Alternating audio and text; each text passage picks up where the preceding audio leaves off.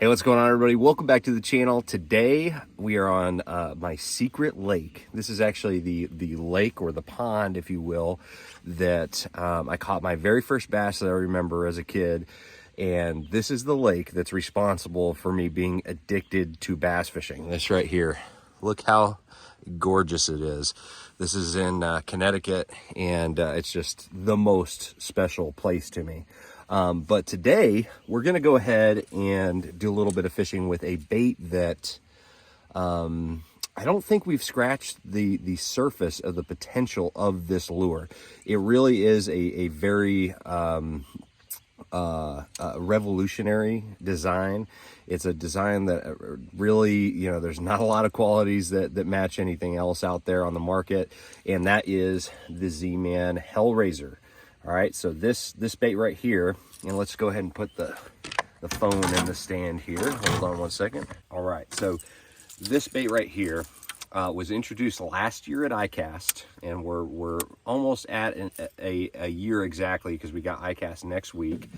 But that right there is when I saw this thing for the first time, I was like, wow, they've really gone out and created something completely different, opened up a whole new category of topwater bait.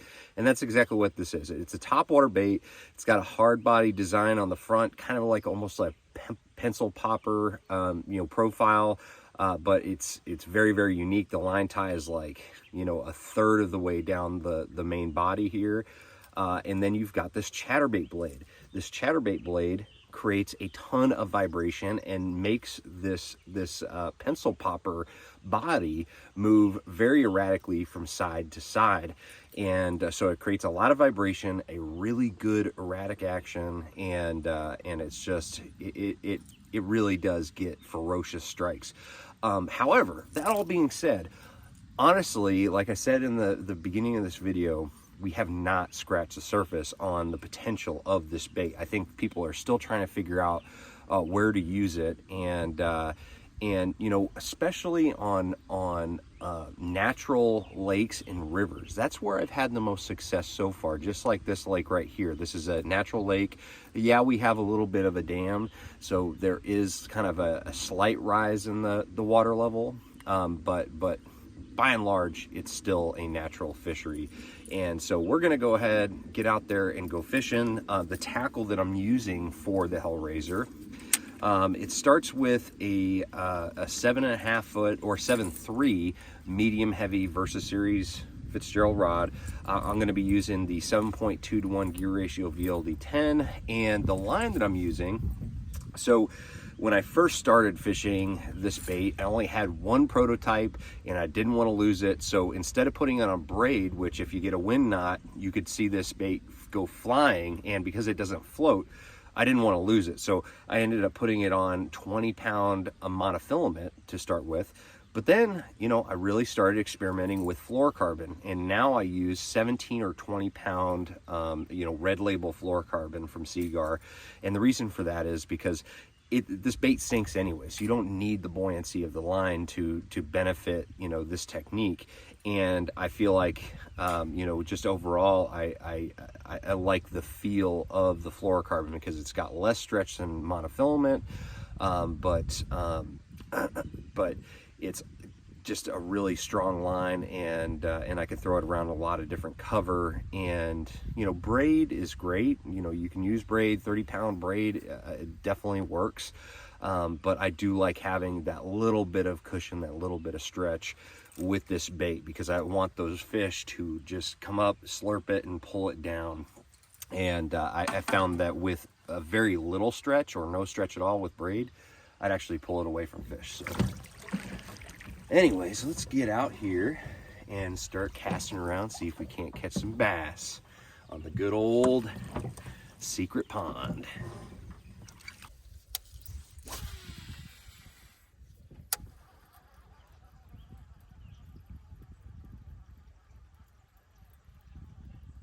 There he is. There's one. A largemouth. All right, the one thing I didn't tell you about this place is that the fish are pretty small. They're pretty stunted.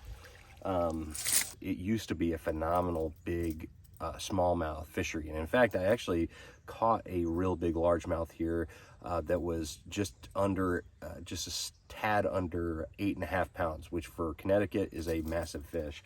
But most of the fish look like this because it was overstocked with largemouth, and so everything's stunted. But that one came off of this rock flat here. There is some you know, vegetation on this flat, little floating heart patches everywhere, but you know, 5-6 foot of water, so the fish will come up to eat this for sure. In fact, where I caught that 8.5 pounder was just about, you know, we're only about 50 feet from where I was sitting.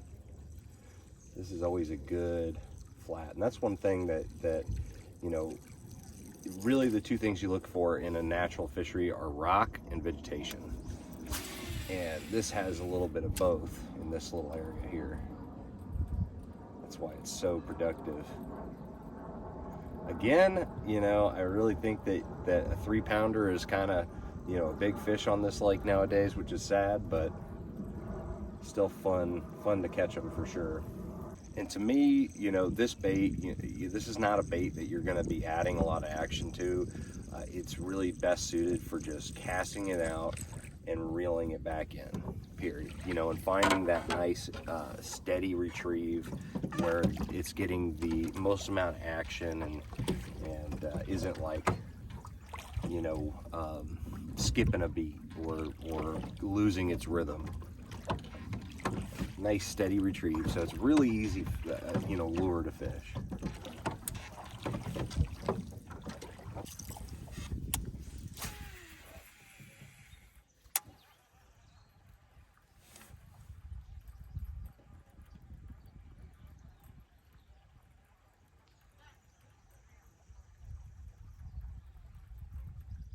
There he is. There he is.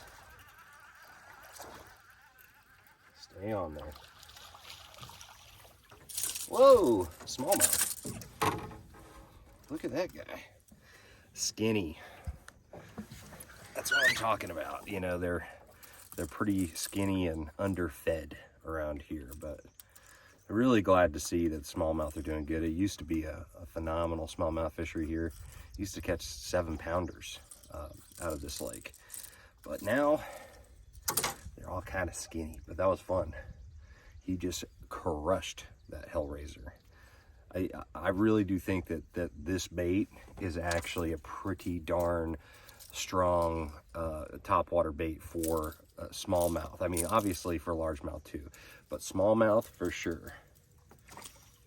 That one's like half pike. he was definitely skinny, but that was cool.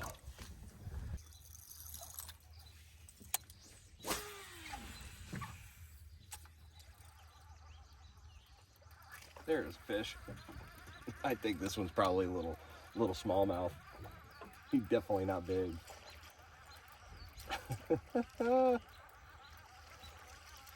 Come on. Nope, little largemouth. Once again, we're on the 10-incher pattern. Pretty standard for this lake, unfortunately. Whoa, good thing we got a live well in the boat. Good thing we got the boat full of water. There we go, another one on the Hellraizer. So that one came off. There's actually like just a couple little pads of little stems of floating heart. Oh, I just had one right next to the bait, kind of checking it out.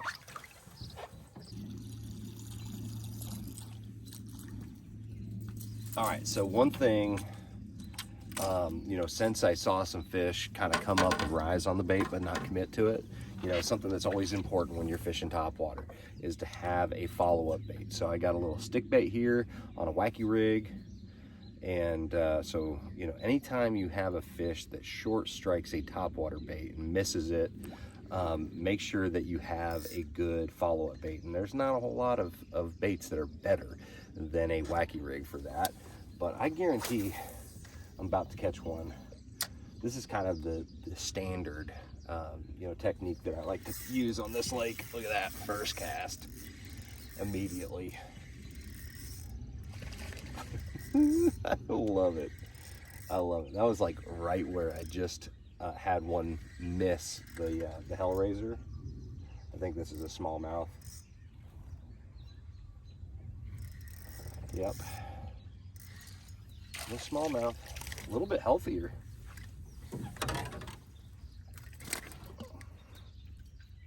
There we go.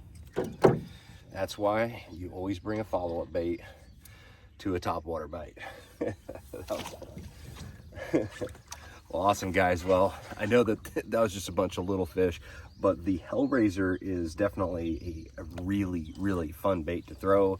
It's one that I'm experimenting with even now, and I know that Z-Man's going to be introducing something else that's going to be pretty cool when it comes to this new category of bait. So keep an eye out for that at iCast this year.